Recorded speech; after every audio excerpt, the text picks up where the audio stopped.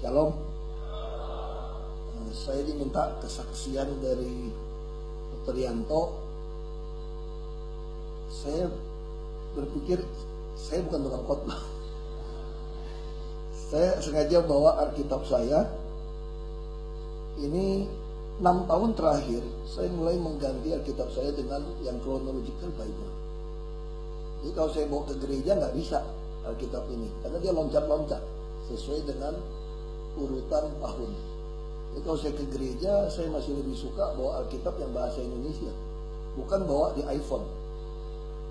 Walaupun di handphone kita ada Alkitab. Nah, saya waktu itu berpikir bagaimana menjelaskan kepada anak saya tentang pentingnya membaca Alkitab. Ini kesempatan itu datang ketika anak saya sedang menghadapi ujian negara. Lalu saya tanya gini sama anak saya, besok ujian apa? Kalau besok ujian bahasa Indonesia, apakah kamu belajar fisika malam ini? Dia bilang tidak. Enggak Pak, katanya. Kalau besok bahasa Indonesia, kita belajar bahasa Indonesia malam ini. Oh gitu ya. Kenapa nggak belajar fisika saja? Ya ngapain dia bilang gitu? Terus saya tanya lagi pertanyaan kedua. Gimana kalau gurumu itu bilang begini, besok ujiannya nggak kasih tahu kamu. Pokoknya besok ujian aja. Langsung anak saya bilang, nggak fair, nggak fair, nggak fair. Kalau gurumu memang edan gimana sih bilang? Terus memang maksain kamu pokoknya besok datang ujian. Wah kalau gitu Pak, kita mesti baca semua, mesti belajar semua mata pelajaran yang mungkin yang kita sudah belajar. Nah terus saya bilang, kamu berani nggak tidak belajar? Padahal sudah hafal tuh. Besok kan ujian bahasa Indonesia, berani nggak belajar? Enggak Pak, bisa nggak lulus katanya. Terus saya boleh masuk ke Alkitab. Saya bilang kita hidup ini tiap kali kita bangun pagi itu sama seperti kamu teriak gurunya tidak fair.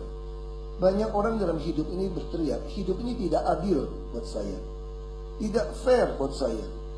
Kenapa? Sudah tahu hidup dunia ini tidak adil, ujiannya nggak jelas mau ujian apa tiap bangun pagi.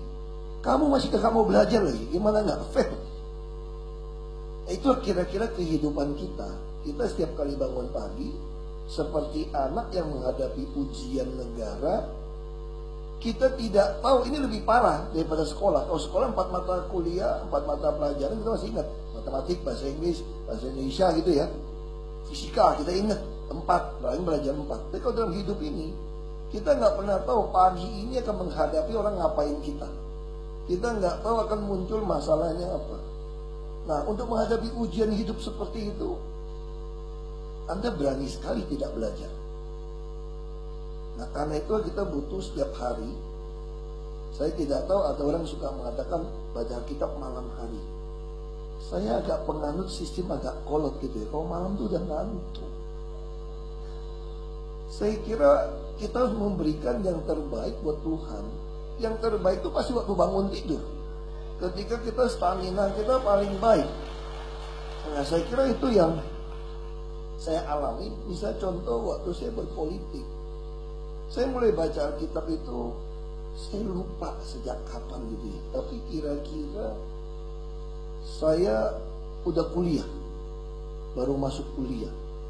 Tentu saudara juga jangan anggap saya Superman baca habis sudah 20 kali, 30 kali, enggak. Waktu baru mulai, sama, bolong-bolong juga. Kita selalu disiplin, baca Alkitab, Kejadian masih semangat, Keluaran lumayan lah. Imamat langsung drop, hilang aja udah. Lalu mulai cari-cari formula, kita loncat deh perjanjian baru gitu ya. Begitu masuk ke Roma, pusing luar biasa. Matius, Markus, Lukas, Yohanes ya masih lumayan lah. Kisah para Rasul yang suka sejarah masih lumayan. Itu loncat itu pusing gitu. Lalu kita mulai ngajar lagi loncat.